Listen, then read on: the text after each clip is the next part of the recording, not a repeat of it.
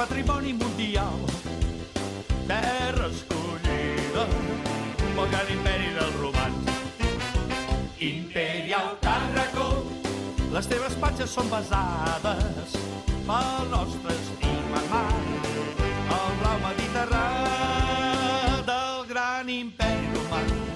Un temps va ser la capital per Florida i bonica, tens fama internacional per tothom admirada, amb un clima ideal de la Costa Daurada, net joia universal. Imperial Tàrraco, les teves platges són daurades pel sol que apunta del bon matí des de llevant. Imperial Tàrraco, tens una eterna primavera fresca i florida com un moment farcit de flors.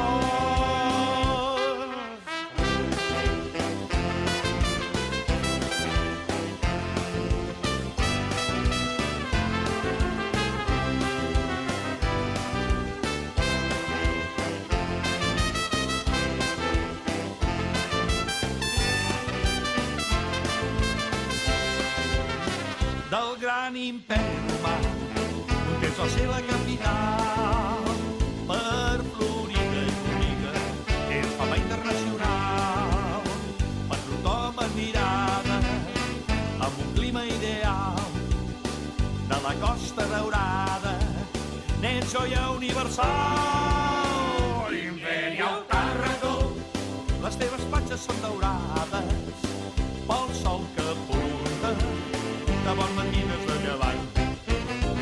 Imperial Tàrraco, tens una eterna primavera fresca i florida com un moment farcit de flors. Imperial Tàrraco!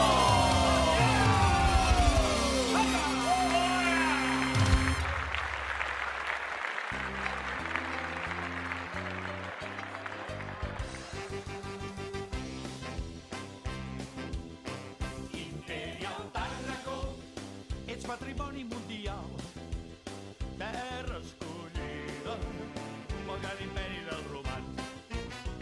Imperial Tàrraco, les teves platges són basades pel nostre estimat mar, el blau Mediterrani del gran imperi romà.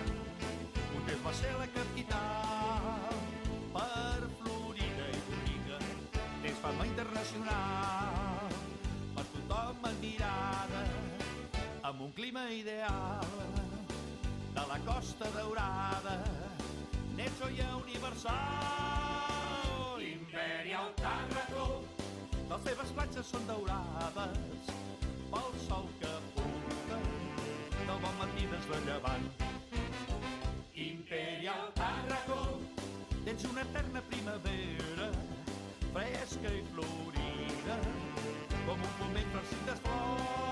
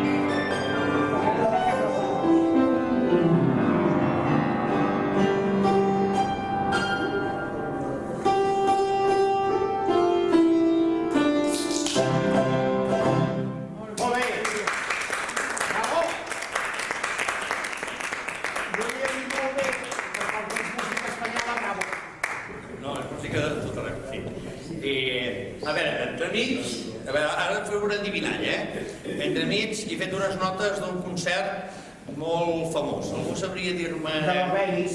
Eh? De l'Albenis. De Aranjuez. Ah, de l'Aranjuez. Estava entremig, eh? Sí, no, ja. Bueno, Rosselló, vai, un altre i... Sí. Un altre concert, sí? Va. Ara farem... Farem un divertimento, serà una cançó molt bonica, però que haureu d'adivinar el títol. El que faig són arpegis i arreglos, adornos sobre un tema principal. Llavors, vosaltres haureu d'adivinar el títol. I si ho adivineu, us donarem un premi. I si no ho adivineu, també. El premi és una copeta de moscatell i un carnioli. I si ho adivineu, us en donarem dos. Ramon? Si adivina el títol, li donarem dos. I si no adivina el títol, doncs només donarem un. Per exemple, Molt bé.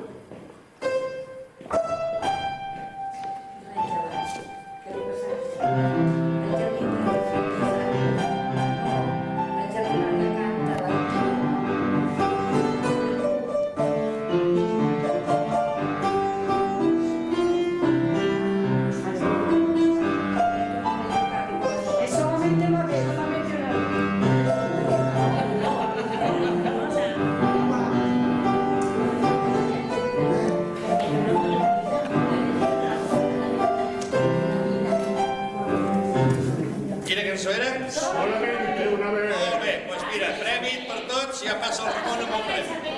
Anem per un altre.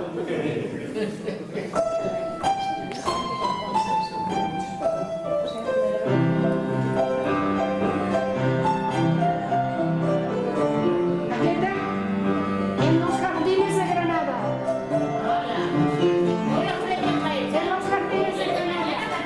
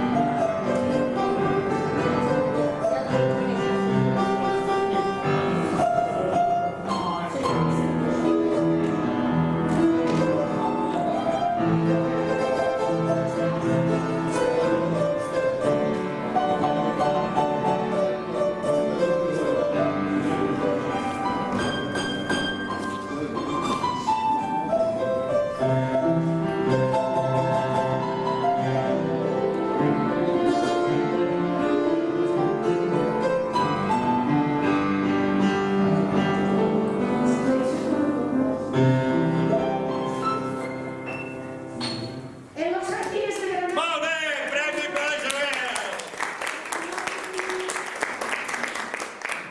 Molt bé, Isabel, Molt bé, seguim. Fem un altre, Rosselló? Bueno, sí, perfecte.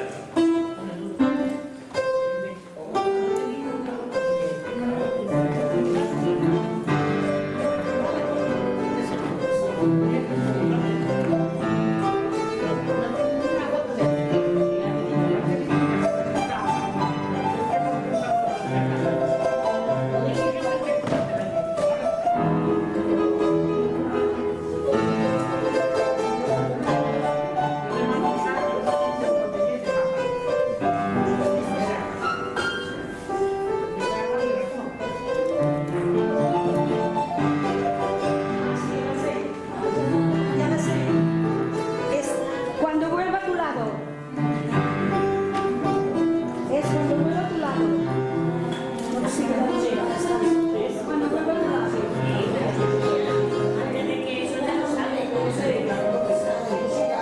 No, porque primero oye, yo primero. Mañana seguro, ¿eh? Claro, hoy mañana. Quina cançó és? Cuando vuelva a tu lado, fa una hora que t'ho he dit. No, bueno, però no val. Home, no val hasta que no acabi, si no, no té gràcia. Molt bé. Vinga, anem per un altre.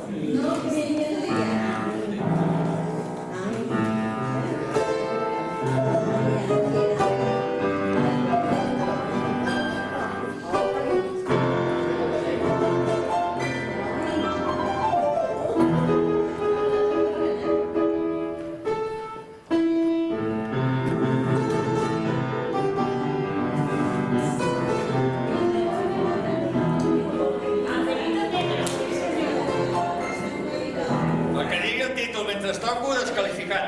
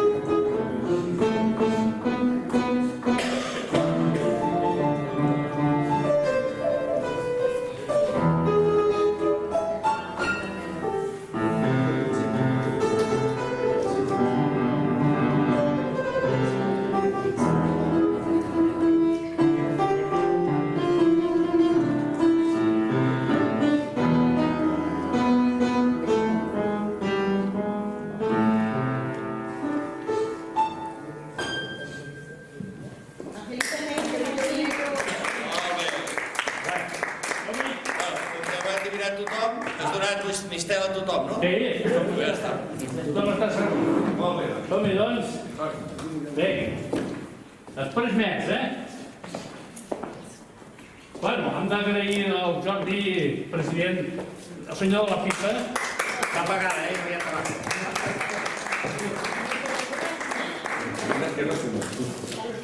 Bé, amics i amigues, anem a començar el que és la part, doncs, literària del conte de contes, perquè fins ara ha sigut música del mestre músic Jordi Freixa. Demà també diu que farà ball, vull dir, aquí es fa de tot. Però anem al que és els contes. Permeteu-me que comenci jo amb el Priorat. Aquest any, aquest any, mes, perquè és cada mes, parlarem un xic del Priorat, si m'ho permeteu. Després del meu conte el farà l'Esteve, després se cantarà en grup, i bueno, hi ha moltes coses. També hi ha l'Isabel Castellnou, per acabar cantant com sempre. També hi ha l'Àngels, que es fa molt bonics, però ens ha dit que potser després d'aquest conte d'aquest mes potser no podrà venir perquè comença la temporada turística, però en fi, esperem que tinguis un ratet per poder venir a fer aquests contes tan bonics que fas. I bé, sense més preàmbuls, deixeu-me que comenci i així acabarem abans, d'acord? Vinga.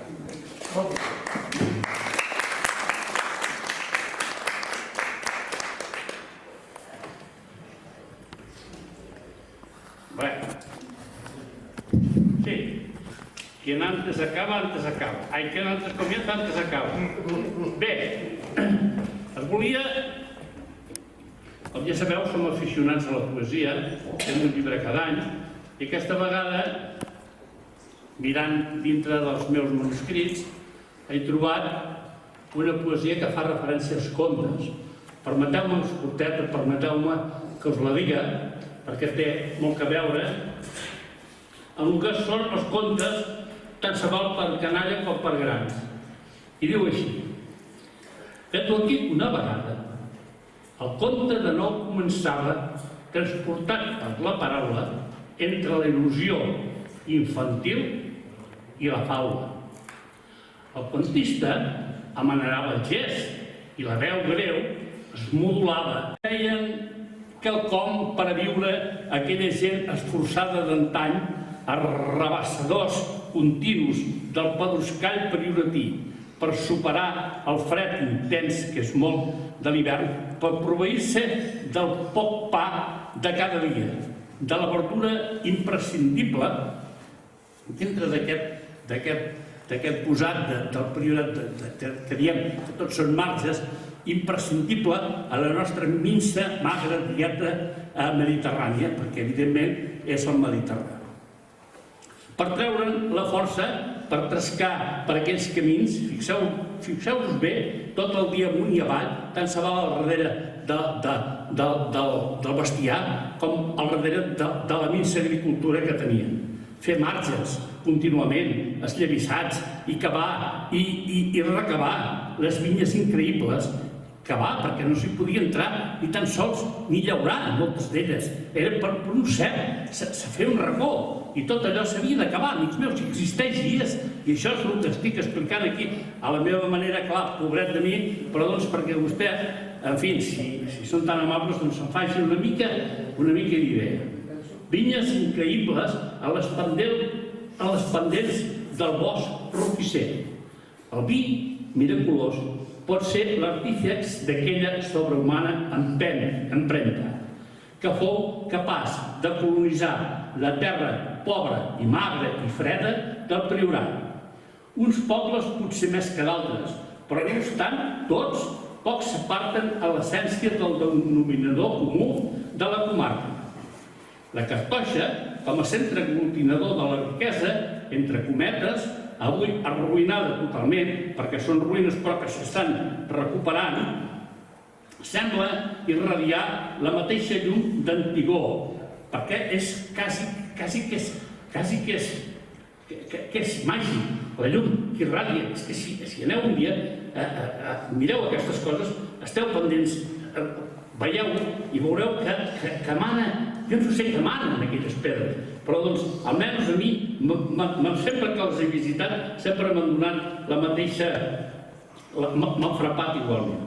La llum d'antigor fecunda, perecedera, com tot el contorn acre, brillant de la pedra i dels serrets erms, on encara s'hi observen els cossos secs, cadàvers esllanguits dels ceps que ja no serveixen, encara hi ha ceps retorçats enlairant la banyuda torcideforme vers un cel blau assolellat, blau, mediterrà i llunyà. Com a referència, el massís rocam que l'encercla tan alt que diries a la nostra humana petitesa voldria tocar en el cim al cel. Un dia va fer el priorat, la cartoixa, fou i molt, segons s'observa la grandària dels vestigis que sobrencongeixen, més que cap altre predi de nosaltres mai conegut. Potser per més proper a la nostra identitat tarragonina i catalana, si voleu, he vist, a més, les ruïnes maies, asteques i tolteques en la seva grandesa i immensitat a Mèxic. Però la cartoixa, amics meus, em comunicà quelcom de misteriós que les d'ultramar civilitzacions no pogueren encomanar-me en cap moment. Em confesso rendit admirador d'eixa grandesa, d'aquesta naturalesa agreste i dura que predomina al peu del contrafort prioratí i de la petjada palpable dels homes i dones rècies que segle rere segle forjaren la sublim rúbrica tan singular en pedra i en vegetació en l'arquitectura adequada al lloc que els veié néixer i morir empassinadament sense aixecar el cap ni emigrar del lloc, enllà del lloc. Més dúctils i prometedors llocs més dúctils i prometedors com per exemple Barcelona, que ja ho sabeu que va ser la gran allà on la gent que va marxar, aquests prioratins de prop es quedaren i entregueren un nom propi de la seva llar, capaç encara avui dia de fer aixecar passions d'admiració envers els fruits terrenals com el vi i envers l'esperit inquiet que revincla per damunt de cada pedra adossada formant el priorat. Un altre dia parlarem de la gent. Avui acabo aquí. Gràcies. Ara, anar seguint el contes. Bona tarda. Benvingudes, benvinguts. És un plaer perquè, a més, sempre veig cares conegudes. Jo volia dir dues coses, no, tres que per ordre.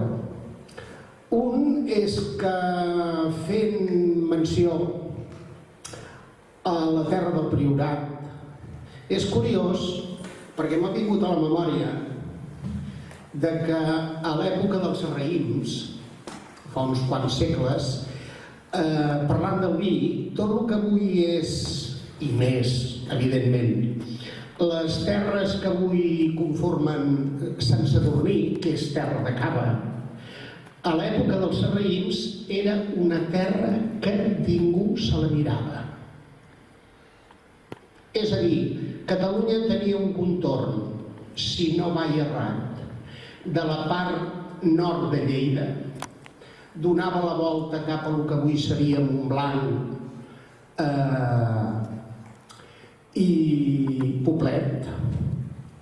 Poblet tenien influència de terres quasi fins a Barcelona i quedava una zona, precisament que avui és una zona riquíssima de vi, que és Sant Sadurní, que allò era una terra que ningú la volia. Però és curiós, dic això com a comentari, Dic això com a comentari. És allò que parlem de vi, que dius, bueno, és possible que una terra com Sant Sadurní, que abarca tot aquest contorn, i més, que avui és d'una importància mundial i que segles enrere allò fos un territori que ningú... Ni els àrabs, no. Allò no volia dir. Bueno, la segona cosa que volia dir és que s'ha produït un petit error a la premsa que ha posat que el contes era a les 10. No es fa a les 10, és a les 7 de la tarda. Ho dic perquè si algú ha llegit que diguin, carai, a les 7 que hi haurà un canvi, es farà a les 10, no, es fa com sempre a les 7 de la tarda. I llavors diu una altra cosa, aquesta és la tercera i de moment última contingut que parlarem del Conte-Arnau. És a dir, queda molt per dir del Conte-Arnau, però he preferit també fer-ho cada dia que se'n parlem, cada contes, buscar un personatge diferent, que és molt sucós, n'hi ha molts a la història, tant de Catalunya com de fora de Catalunya, i així com s'ha fet fins ara, primera part, segona part, tercera part, doncs tancarem aquesta part del Conte-Arnau, que repeteixo, queda molt per explicar, però la propera tocarem un altre personatge. Llavors, per tancar aquesta part... Ai, quina sort que l'he trobat, noi! Començarem per dir que hi ha una part de l'agenda, però sí que és veritat que encara hi ha famílies a Catalunya d'aquella època que estan mencionades com a famílies que posteriorment van fer història. I una d'elles és la família dels Mataplana, que era el Conte-Arnau. Llavors dius, bueno, aquí hi ha unes configuracions que dius que és de veritat, que és l'agenda, però com que totes les zones, tots els pobles i tots els països, més o menys, necessiten ídols, doncs s'ha fet un ídol del Conte-Arnau, però curiosament que per una part el pinten com un heroi i per una altra part era la pell del Barrabàs, que diuen, no? Rosari a part, xica, aquí ve el Rosari. Llavors, vull dir, per anar tancant, o per tancar el tema del Conte-Arnau momentàniament, parlaré precisament Arnau com a heroi de la Reconquesta. I diu així, diu, el Conte-Arnau era baró de Mataplana, comte de Pallars, baró de Toses, senyor de Gombrèn, d'Aranyonet i de la Pobla de Lillet. Jo em sembla que això del Poble de Lillet us deu sonar a prop, no? La seva baronia comprenia una bona part del Ripollès i era senyor dels castells de Mataplana, on tenia la residència principal, del de Solans, del de les Dames o de Blancafort i del Castellà de Nuc. Aquest també ens sona. A part d'aquestes fou construït el de Puigbò, prop de Gombrèn, Monegals a l'est de Montgrony i Sant Amants damunt de Sant Joan de les Abadesses, també és un poble conegut. Era parent de Sant Joan de Mata, a més tenia sants a la família, suposat fill del castell de Mataplana, al qual té dedicada una capella davant el derruït castell. Diu, llavors de la invasió dels àrabs, els sarraïns van arribar fins al peu del Montgrony, però no es van creure amb prou forces per enviar aquell cim tan agrés, per envair aquell cim tan agrés. Tot seguit van imposar un tribut anyal a la pagesia, prou castigada que estava per uns i pels altres, que consistia en 100 donzelles i sinvergüences, 100 cavalls blancs, 100 vaques lleteres, i 100 vedells, tribut que era pagat amb molta recança, tant perquè resultava ominós com perquè representava la ruïna del país. Els àrabs no anaven curts, tampoc no. El comte Arnau va convocar els seus vassalls al santuari de Montgrony i els proposa armar-se per tal de batre els alarbs i alliberar-se del tribut tan vejatori. Tots ells reunits davant la imatge de la Mare de Déu van prometre ajut al comte i posar-se al seu costat. En canvi, una altra tradició ens diu que així que els moros van arribar al peu del Montgrony, la Roca Viva es va embarlar i engolir la imatge de la Mare de Déu, per tal de salvar-la de la profanació ímpia musulmana, i que fou descoberta més tard per una vaca. Sí, és una miqueta picantó això. Quan la terra fou reconquerida i el perill de profanació hagué passat. Segons aquesta tradició, la Mare de Déu difícilment podia ser testimoni de la conjura. Els moros, de seguida de veure's atacats, van reaccionar amb tant de braó que els cristians es veien obligats a fugir cap a Monegals, vila important que diuen que hi hagué al cim del Montgrony, que era aleshores la capital d'aquella contrada i de la qual avui només resten uns quants enderrocs. Vol dir allò que comentàvem abans, que la llegenda i la realitat, perquè et diu zones específiques concretes, es difumina una miqueta tot això. El comte Arnau va fugir i, corrent com el vent, arriba fins a la cova de Moltó, que encara s'obre en la cinglera dreta del Freser, ben a la vora del riu, en terme de Capdavanol. També diuen que eren les coves de Ribes. Les gogues de les coves de Ribes, doncs, corregueren en el Sant Ajunt i li donaren una espasa meravellosa, forjada pels martinets, nans de sota terra, fantasia pura, la qual fareix sempre amb sedes enveinada.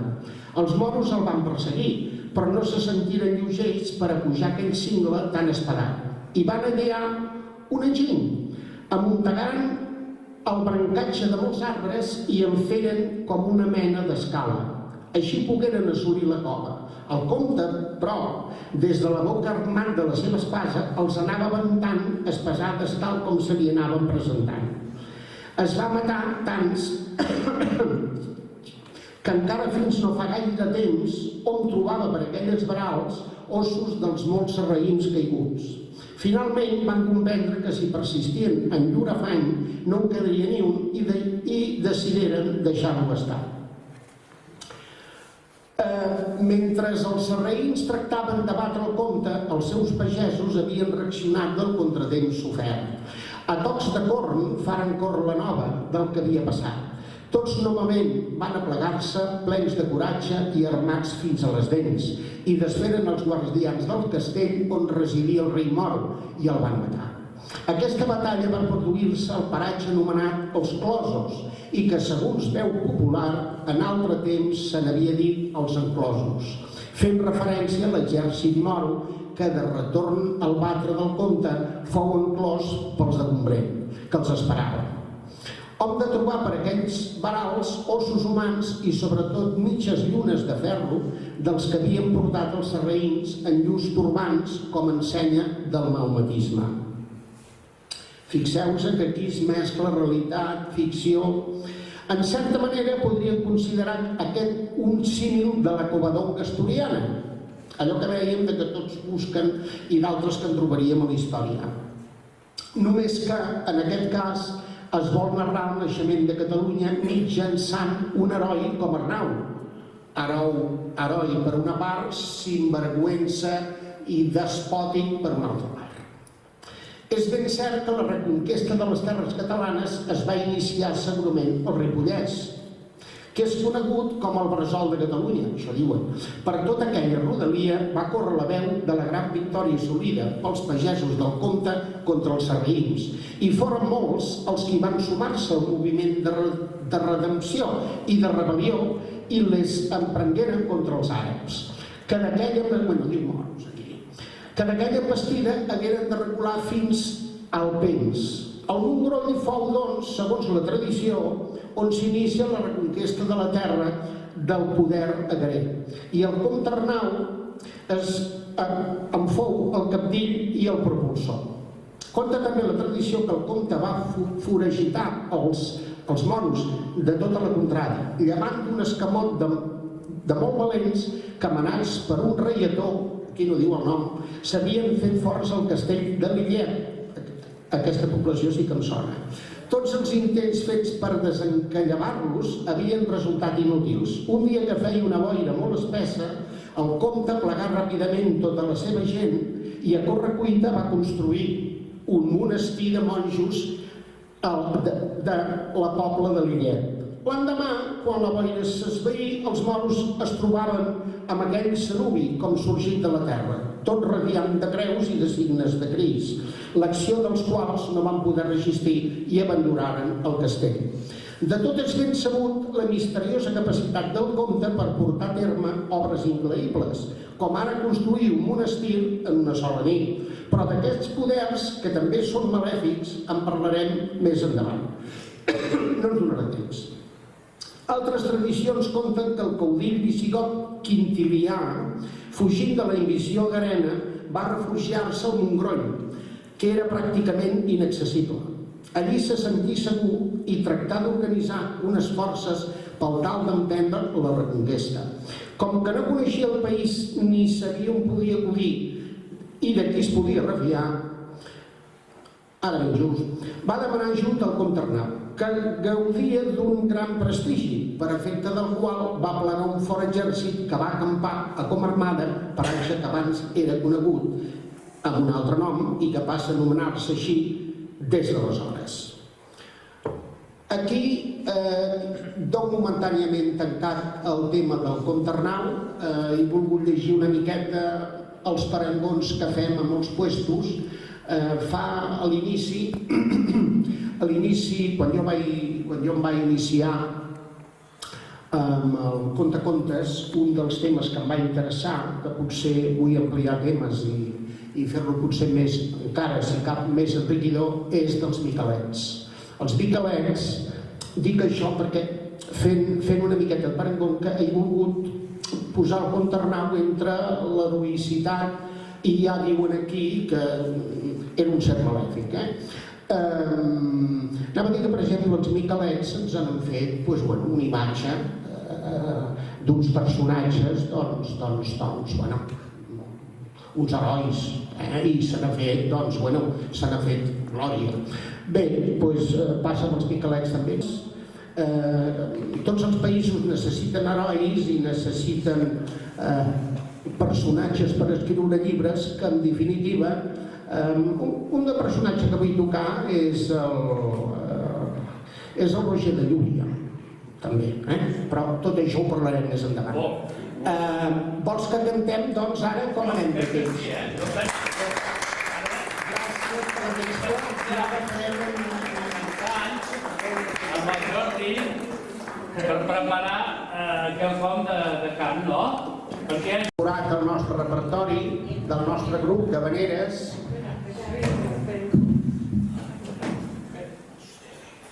que hem incorporat al nostre grup i justament avui l'estem ensajant. Com que sempre anem en directes, ja, en fi, a mi ja veieu que m'ha passat, havia d'agafar la Bíblia i he agafat això. I us cantarem nosaltres, que és un bolero.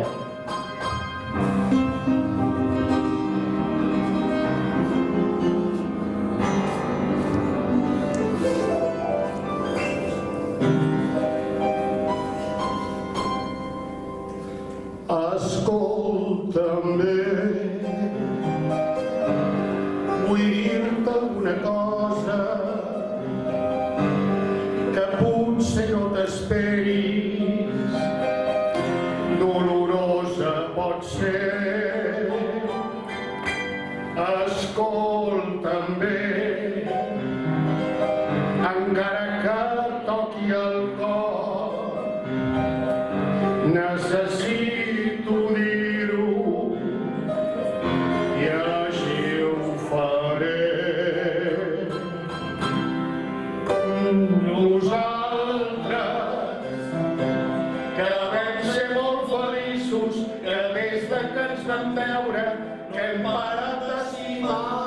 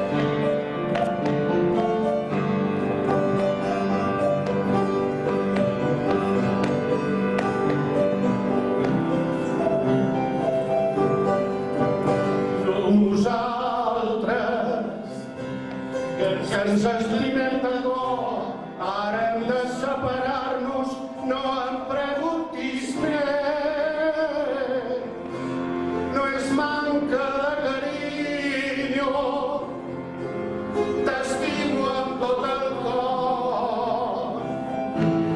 Et juro que t'adoro i en nom d'aquest amor i pel teu bé et dic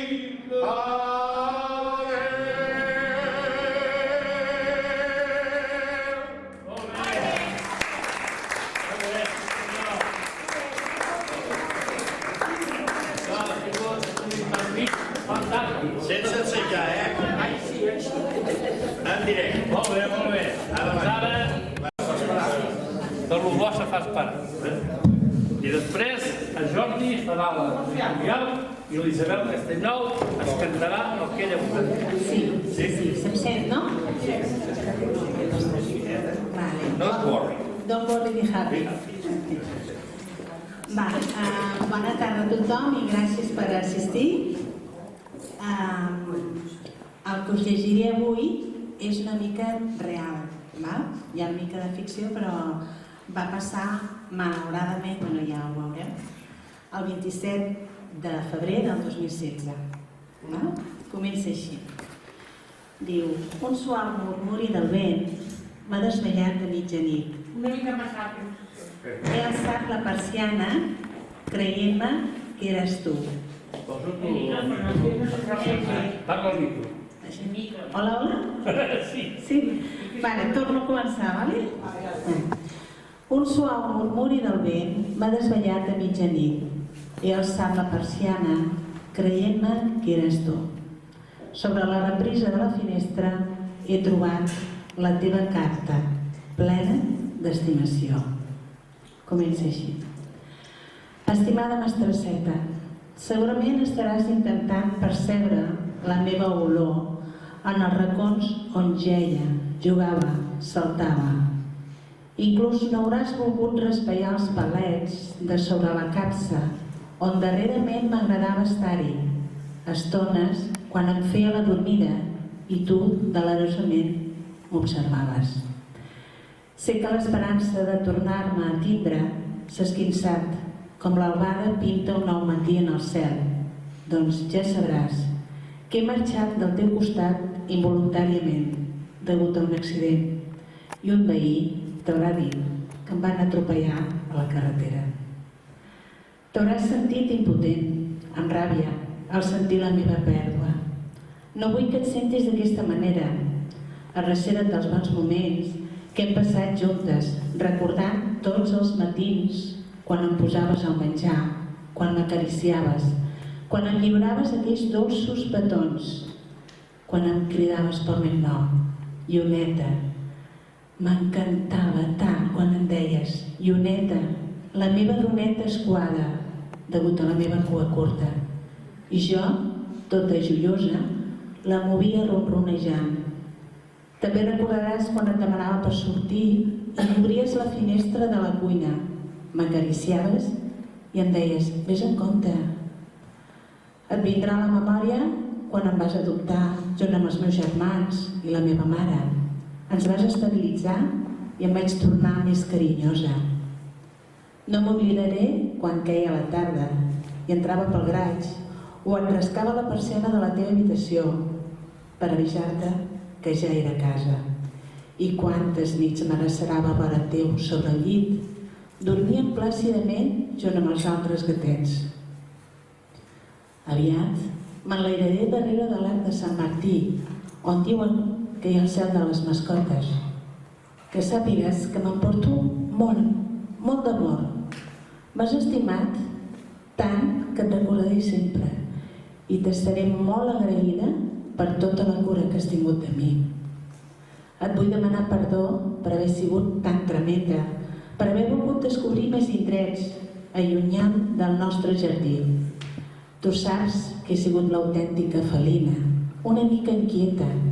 Perdona'm pel que va passar, sense acomiadar-nos, i et demano que no canviïs mai.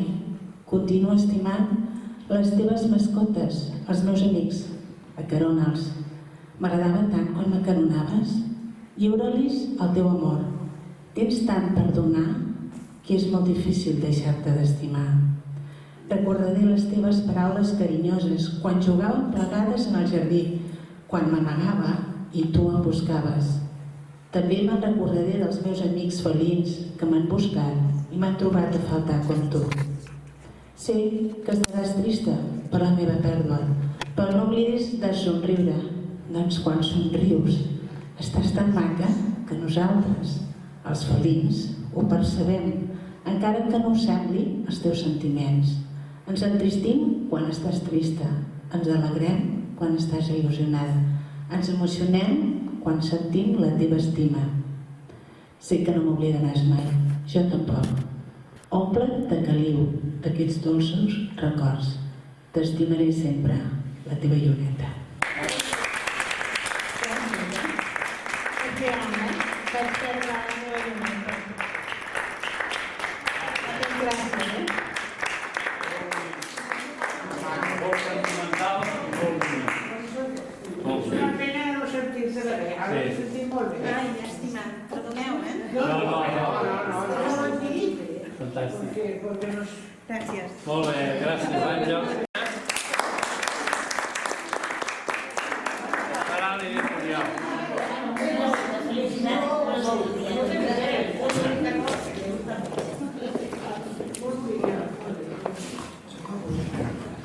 Bueno, primer que tot, que donar les gràcies a l'Àngels perquè ha portat 3 escrits i m'ha dit a mi quin m'agradaria més a mi. Com que jo també tinc gat, doncs aquest, he triat aquest i he triat bé perquè m'ha arribat al cor. Moltes gràcies, Àngels. Gràcies. Molt bé, bueno, jo vaig a llegir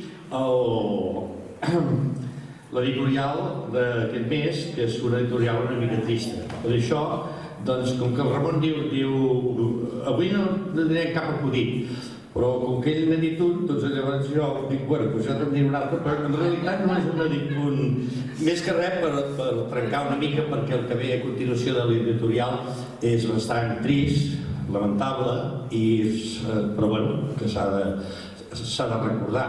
Aleshores així trenquem una mica. Una endivinalla, que aquí hi ha molta gent, sobretot l'Isabel, que les endivinalles les sap tot. Una endivinalla política. Bueno, un cognom que fa honor, diguéssim, al seu cognom, valgui la redundància. S'arrima a qualsevol, sobretot al PP. Qui seria? Com es diria? Inés Arrimadas, molt bé, s'han adelantat, com es Angelina. Molt bé, t'has adelantat, Ho sento, Isabel, t'han passat al davant. Molt bé, una política que s'arrima a qui pot, sobretot al PP. Inés Arrimadas. Molt bé, bueno, doncs ara sí que ens posem una mica seriosos, perquè ara vaig llegir l'editorial d'aquest mes, que es diu 2020, 75 anys de la alliberació del camp de concentració i extermini de Auschwitz-Birkenau. El 27 de gener de 1945, l'exèrcit soviètic va alliberar els presos que hi havia als camps de concentració i extermini de Auschwitz-Birkenau. L'alliberament va ser també el descobriment de la fàbrica de matar que havia dissenyat el Tercer Reich, presidit, com tots sabeu, per Adolf Hitler, encara no va ser l'únic. Per refer-se dels jueus i tota mena d'opositors, allà van morir més d'1 milió de persones en cambres de gas, per la invenció i per tortures. És la gran vergonya del segle XX. 75 anys després continua la memòria. És el 27 de gener de 1945, el Tercer Reich, presidit per Adolf Hitler, s'està enfonsant davant de l'avanç de l'exèrcit italià. Al territori ocupat de Polònia, uns soldats de l'exèrcit roig soviètic es dirigeixen cap a un lloc de què no tenen informació ni idea que existeix. Anatoly Shapiro, un oficial, és el primer d'arribar i obre una bretxa. La seva primera visió són unes persones que no semblen éssers humans. llueixen terrible. Són purs ossos. Quan entren amb els seus companys només veuen munts de sabates, persones en condicions infrahumanes, cadàvers a la terra, nens atemorits que criden no soc jueu, i una pudor en l'ambient insuportable. Shapiro, l'oficial, va explicar en una entrevista abans de morir l'any 2005 a Nova York al Daily News, un dels periòdics més importants dels Estats Units, que tenien una missió que complir: alliberar els 1.000 presos que hi havia en aquell moment en el mig letal dels camps d'extermini de l'Alemanya nazi, Auschwitz-Birkenau, on van ser assassinades entre 1941 i 1945 més d'1 milió de persones, conegut com l'Holocaust. Els alliberadors començava el compromís amb la memòria, de la qual, en paraules d'Angela Merkel, primera ministra alemanya, és la gran vergonya del segle XX. L'Ateneu de Tarragona va tenir oportunitat de visitar i resar també per les ànimes d'aquestes víctimes als camps de Auschwitz-Birkenau dins del tercer viatge cultural de l'Ateneu de Tarragona l'any 2013. Moltes gràcies.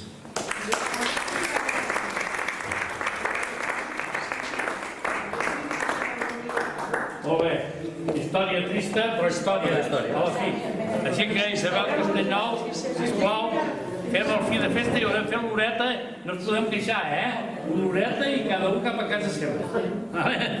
Bueno, Està molt bé, a mi, no a casa. Perfecte. Sí.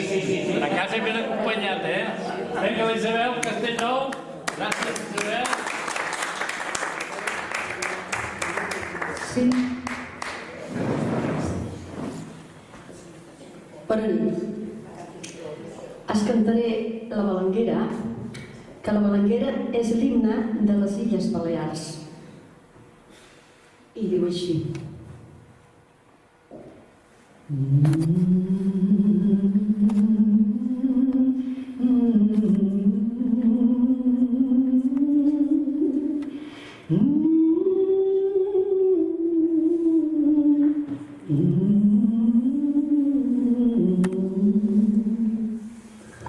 La Balanguera misteriosa com una aranya d'art subtil, buida que buida sa filosa de nostra vida treu el fil.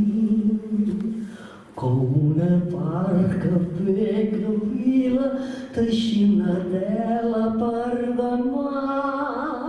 La balanguera fila, fila, la balanguera filarà. Girant l'ullada cap enlaire, guaita les ombres de l'avió i de la nova primavera sap on s'amaga la llavor. Sap que la soca més s'enfila com més endins pot arrelar.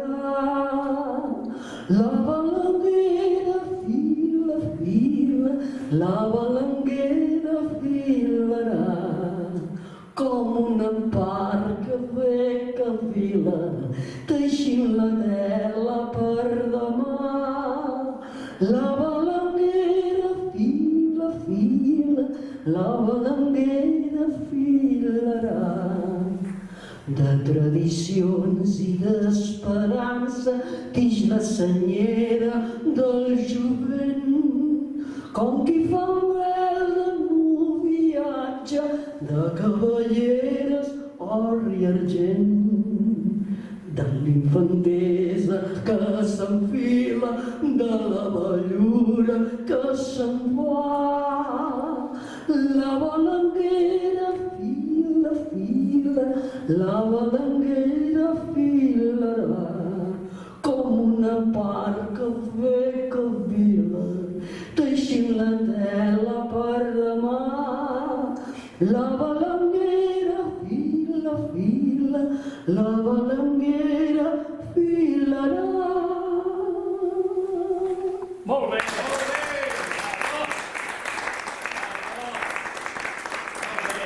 Gràcies, moltes gràcies, agraïda pel silenci. És molt important el silenci quan estàs cantant, almenys amb mi, m'omple. I ara es cantaré un bolero, que aquest bolero és de la meva època, que l'han ballat i l'han sentit. I es diu Usted. I diu així. Usted es la culpable de todas mis angustias, de todos mis quebrantos. Usted llenó mi vida de dulces inquietudes, amargos desengaños. Su amor es como el fuego que arde aquí en mi sangre, allá en mi corazón. Y soy, aunque no quiera, esclava de esos ojos, juguete de su amor. No juegue con mis penas ni con mis sentimientos, es todo lo que tengo. Usted es mi esperanza, mi única esperanza, comprenda de una vez. Y usted me desespera, me mata, me enloquece, hasta la vida diera por vencer el miedo de besarla a usted. Y usted me desespera, me matas, me enloquece, hasta la vida diera por vencer el miedo de besarla a usted.